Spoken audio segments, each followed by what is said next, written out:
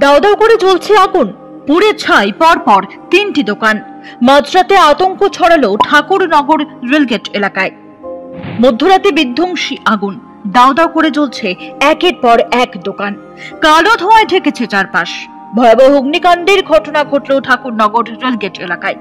স্থানীয় সূত্রের খবর, রবিবার মধ্যরাতে ঠাকুরনগর রেলগেট এলাকার বাজারে আগুন লাগে। মুহূর্তের মধ্যেই আগুন বিশাল আকার দেয়, ছড়িয়ে পড়ে একের পর এক দোকানে।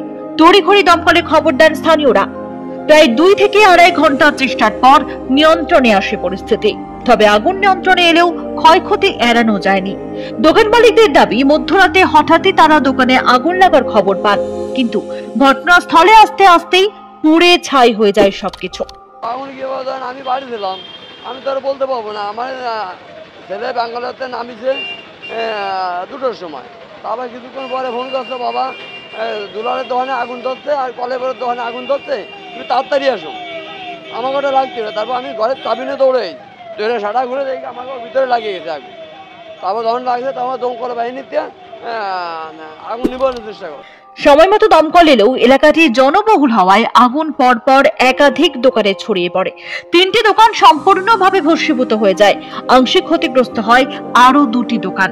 অগ্নিকাণ্ডের জেরে প্রায় লক্ষাধিক টাকার সামগ্রী ক্ষয়ক্ষতি হয়েছে বলে দাবি করেছেন স্থানীয় ব্যবসায়ীরা।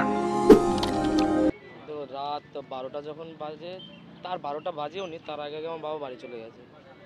তো তারপরে তো একজন বলছিল রাত যখন 1টা বাজে, যখন আমরা ঘটনাস্থলে আসি তখন একটা আমার কাকার একটা বন্ধু বা কেউ হয় হয়তো, সে বললো যে ওইখানে মানে গোপালদার দোকানের ওই সাইডটায় তো শর্ট সার্কিট হচ্ছিল। তো কেউ ছিল না, দোকান থেকে সবাই বাড়ি চলে গেছিলো।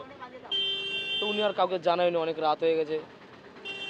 তো ওই শর্ট সার্কিট থেকে এই আগুনটা লাগে, যার কারণে আমাদের দোকান তো পুরোপুরি তছনছ হয়ে গেছে, পাশে ওই দাদার দোকানও পুরো। দমকলের 3টি ইঞ্জিনের দীর্ঘ প্রচেষ্টার পর নিয়ন্ত্রণে আসে আগুন। ঘটনাকে কেন্দ্র করে ব্যাপক আতঙ্ক ছড়িয়েছে এলাকায়।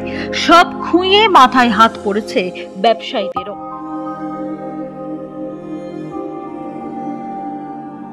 পরিস্থিতি মোকাবিলায় পুলিশ প্রশাসন এবং দমকল যেভাবে কাজ করেছে তার ভূয়সী প্রশংসা করেছেন গাইঘাটা পঞ্চায়েত সমিতির সভাপতি ইলা বাগচি।